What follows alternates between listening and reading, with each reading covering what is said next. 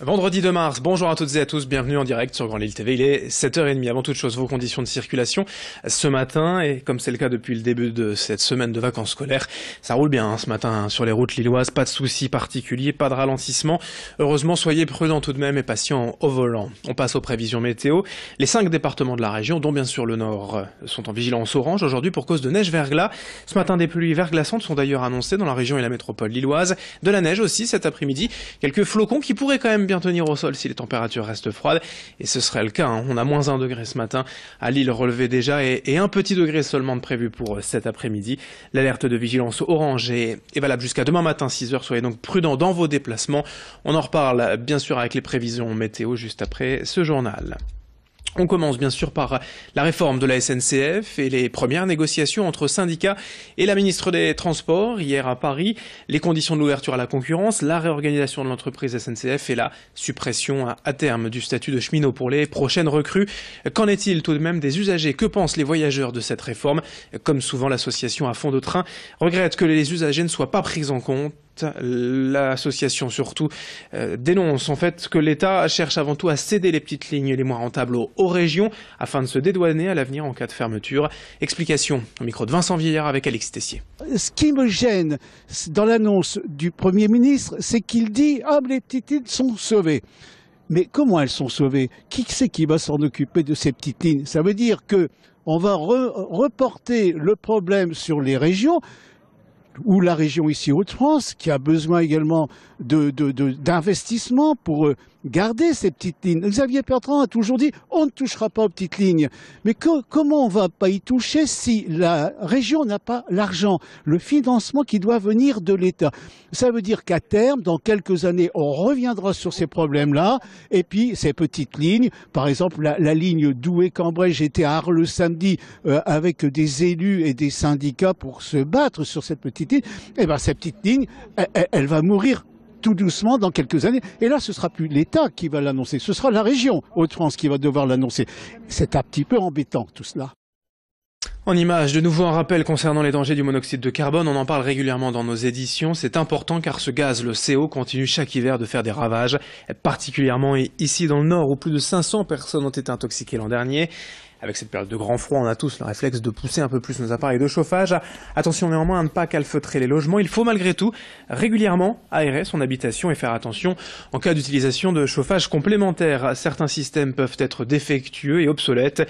L'Association pour la prévention de la pollution atmosphérique nous en dit plus avec sa responsable communication Aurore Rouanette. Les bons gestes pour éviter l'intoxication au monoxyde de carbone, donc de manière générale, c'est surtout de faire entretenir et ramoner en fait les conduits donc entretenir l'appareil de chauffage et ramoner les conduits de fumée, de surtout pas boucher les grilles d'aération, hein, encore plus en cette période de grand froid, parce qu'un chauffage pour fonctionner, il a besoin d'un apport d'air en fait. Donc si on bouche les grilles d'aération, il va moins bien fonctionner, la combustion va moins bien se faire et on va avoir un dégagement de monoxyde de carbone. Après, autre petit conseil également, encore plus justement en cette période, c'est de faire attention aussi à tout ce qui est chauffage d'appoint. On va avoir tendance, en fait, pour avoir plus chaud, à utiliser des chauffages qui sont normalement faits pour fonctionner 2 heures par jour maximum.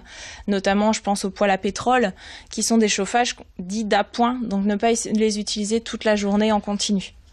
7h33 en direct et dans le reste de cette édition, ce matin on enchaîne avec cette initiative solidaire pour faciliter l'accès au tourisme des personnes en situation de handicap.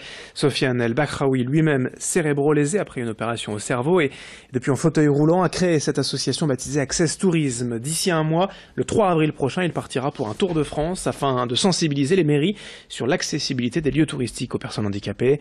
Sofiane a toujours aimé voyager, mais depuis qu'il est en fauteuil, il a bien compris que tout n'était plus accessible. Au programme durant 3 semaines, Lille, Rouen, Caen, Rennes, Bordeaux, Toulouse, Montpellier, Lyon et Strasbourg. À chaque fois, il s'arrêtera 2 jours dans chaque ville pour y rencontrer les responsables du tourisme local. Son témoignage recueilli par Alexis Tessier. Voir que l'accessibilité ne concerne pas uniquement les personnes en fauteuil roulant, mais également les personnes malvoyantes, malentendantes, les personnes âgées. D'ailleurs, notre population est vieillissante et chacun sera inciter à me donner un coup de main. Je vais sensibiliser les acteurs publics au fait que l'accessibilité ne concerne pas uniquement les personnes en fauteuil roulant. Nous sommes minoritaires et ça serait bien que ce soit la réalité dans les faits. Et puis pour finir, toute autre chose, le grand angle de la rédaction, La nuit à Makala, signé Rio Mavuba, de retour au Zénith de Lille.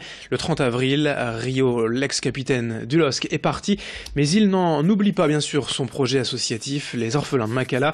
Et comme chaque année, il rassemblera donc le 30 avril plusieurs artistes et sportifs de renom sur scène. Présentation des têtes d'affiche avec Idil Gunay. Merci les gars.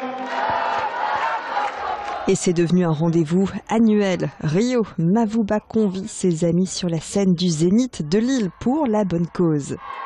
3 heures de spectacle avec de la musique, de la danse, de l'humour.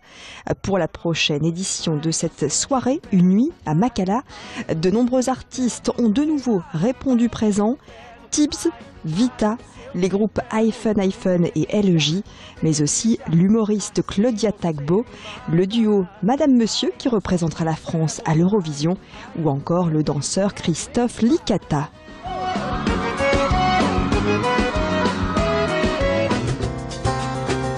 Oh Makala, Makala. Ces artistes se produiront au profit de l'association créée par Rio Mavuba, les Orphelins de Makala. Depuis 2009, l'ancien capitaine du LOSC réunit des fonds à destination d'un orphelinat de Kinshasa, en République démocratique du Congo. 1, 2, 3, 4.